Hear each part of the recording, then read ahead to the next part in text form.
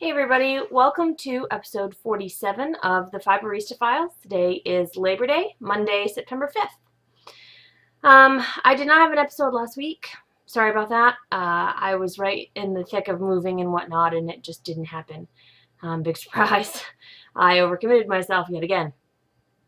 This episode is going to be very, very quick because it is 3:19 in the afternoon and I've got to be out of here by 5. To head back down south to the coast to my apartment for the next week of school. So it's going to be quick. Week in review. I moved all of my yarn and fiber last week down to the coast of the apartment. I did stay there Tuesday night, Wednesday night, and Thursday night of last week. I'm not going to lie, it sucked. It will get better, I think, as I get more used to it, but it was really hard to drive south that first night that I knew I wasn't going to come home. This past weekend, last Saturday, we did take an extra trip down. I came home for this weekend, and then we drove down and took the 2 work tables and my desk. So all of the big furniture is moved now. All that's left is my skeiner, my spinning wheel, in my desk chair, I think. Like, that's pretty much it. And most of that will come with me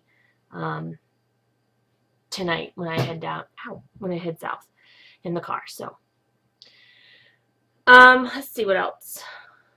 Oh, Saturday, while we were putting things in my apartment, we discovered that there's a nest of snakes living underneath my apartment. 6 snakes, 5 garters, and 1 green snake, all non-venomous, crawled out of the foundation where I live. My husband, who is not a fan of snakes, was very perturbed by this. I honestly don't know if he will, if he'll stay there now. So I may be coming home every weekend. We'll see. It was a little disconcerting. I like snakes, so I was like, that's really cool. But they were all of them at least a foot long, and the biggest one was probably over 2 feet long. They were good looking snakes, so that's interesting. And I've discovered that I have one of those under the sink water heaters that are like, I don't know, maybe 3 gallons, and that's not enough to take a shower. So I'm gonna have to. I bought a low flow shower head to see if I can maybe eke like 5 minutes of hot water out because I had a very, very, very cold shower one of those days. So I have to turn it on, get wet, turn it off, do my business, turn it back on, rinse, and then turn it back off. That's all the hot water I have. So I'm not very enthused. But everything else is going all right, I guess. Internet comes Tuesday, which is tomorrow afternoon, so thank God I'll have internet again. I miss my interwebs. What else? Knitting. I did not bring much to show you this weekend. I just brought what I was going to be working on, so a lot of the stuff is down in the apartment right now. You'll see the rest of it next week. So I have been knitting on the Beanie Baby. Why do I keep calling them Beanie Babies? Oh my God. The Preemie Beanies. I have my old webcam, so this is probably not going to focus, but this is one. The ends obviously still had to be woven in. And this was that test skein of yarn that I showed you last time that was a test in under dyeing. And then this is one that I'm working on right now. I just need to start the decreases. Oh, wow, that focused, yes.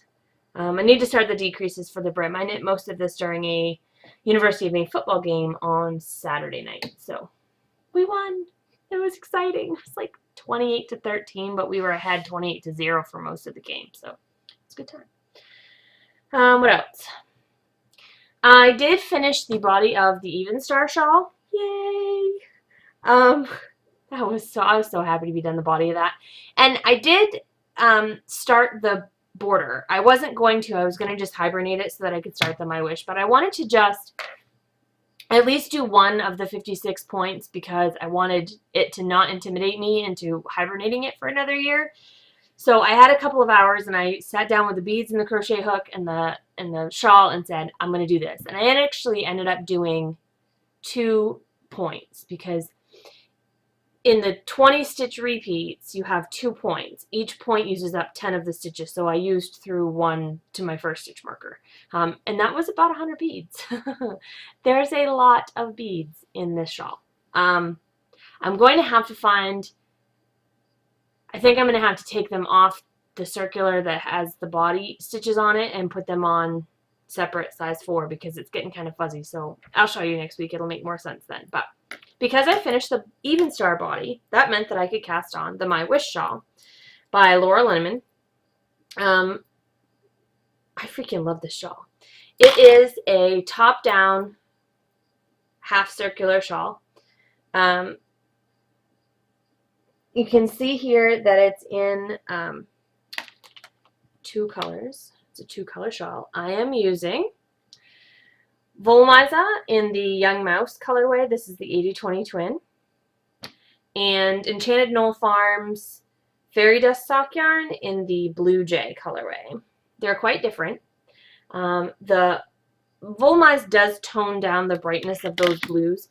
I think it's coming out fantastic. It's a quick knit.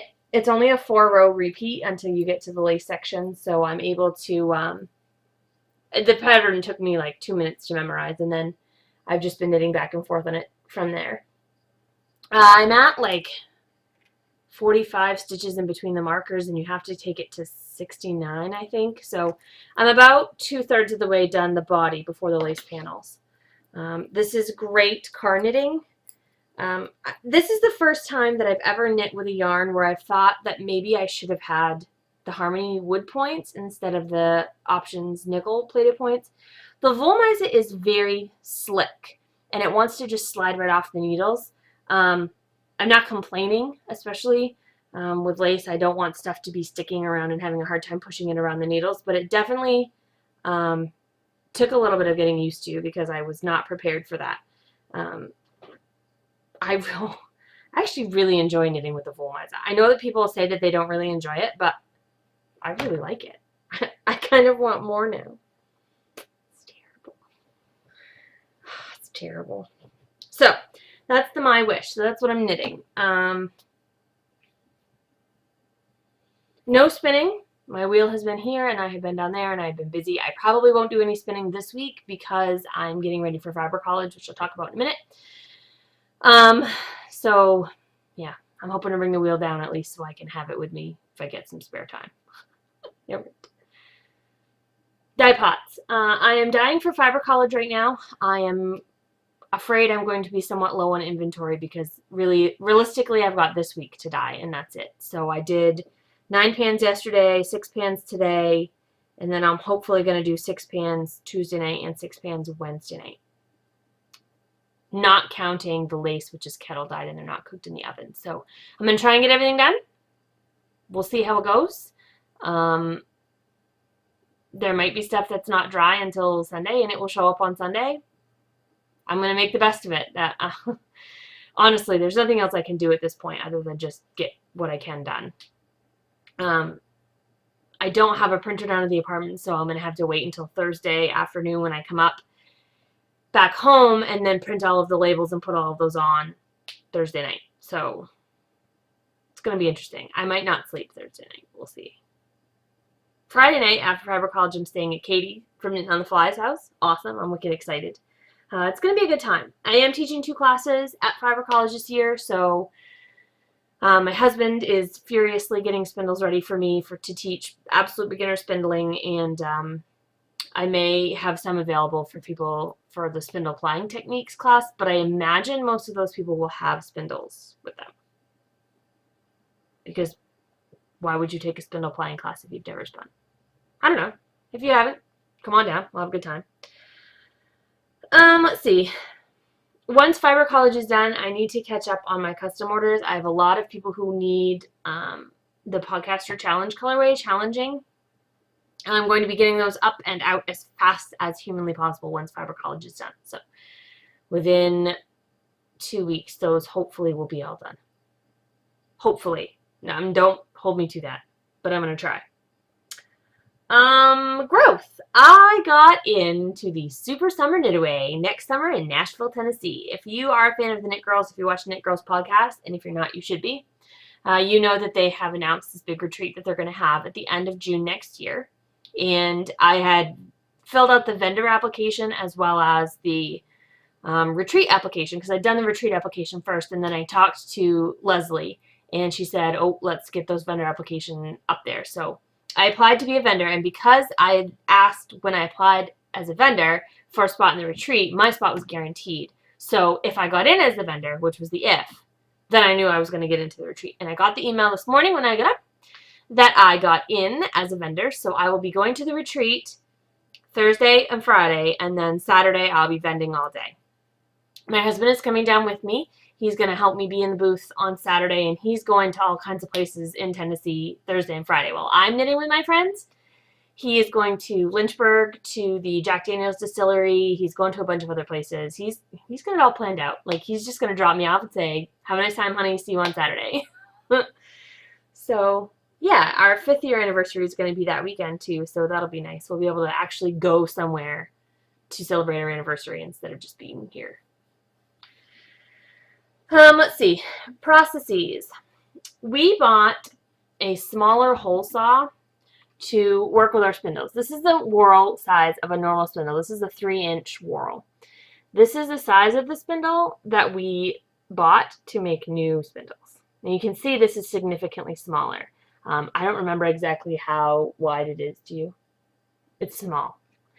You can see that this was just a test. It's the thick whorl, but we're going to do some with the thinner whorls as well. When we get the really thin ones that are this small, they're going to be incredibly lightweight. They're probably going to have shorter shafts. They'll probably have a 6 or 8 inch shaft, not counting the hook. So they're not going to hold as much fiber. I know people can get 4 ounces on this. You're not going to be able to get 4 ounces on this, but as a featherweight spindle, might be as light as 1/2 ounce. We'll have to see. It'll depend on the wood. It'll depend on the thickness, on what length the shaft has to be to make it spin well. But it could be a very, very lightweight spindle. It'll be great for silk or lace weight or anything else that you really want. I am super excited about the mini spindles. This is beech. I don't know if you can tell that wood kind of has freckles in it. You probably can't, but it's got little freckles. That's how you know it's beech. So once those are available, I will definitely be letting you know. Grabby hands. My husband's birthday was at the end of August. Happy birthday. And for his birthday, I had asked my friend Katie of the Domesticated, not Knitting on the Fly, Katie Hudson of the Domesticated Darling podcast to create one of her yarn ball paintings. If you've seen Dramatic Knits, you know he got the Surrender Your Yarn one, and somebody else, I think, bought the Double Tap one that she had done, which was the zombie yarn. This one is specifically for us. It's Highland Handmades, and here are our spindles as well. There's 2 spindles, and there's this nice big ball of yarn here, and it's got buttons for eyes, and there's little stitch markers for teeth on a green background. I love it. Katie did an amazing job. I'm so impressed with this. My husband loved it. He was surprised, but thrilled. We just need to get a frame for it because I don't want it to get all ruined. So as soon as we get a frame for that, that will be up in our house. But he wasn't expecting that for his birthday, so it was really nice. Excuse me.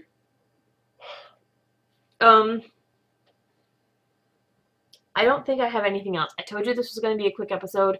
Once I have internet, I will be back in a big way, and I'll be podcasting from the apartment for 2 reasons. One, weekends are busy for the next month, and it's going to be difficult for me to get a podcast out on the weekends. But also, you really have to babysit Blip and Handbrake and all of those to get them up. And like this afternoon, I'm going to have to do all this before I leave. So I will probably be continuing with the Monday podcasts and then have a Tuesday update. So I'll probably move the shop update to Tuesday.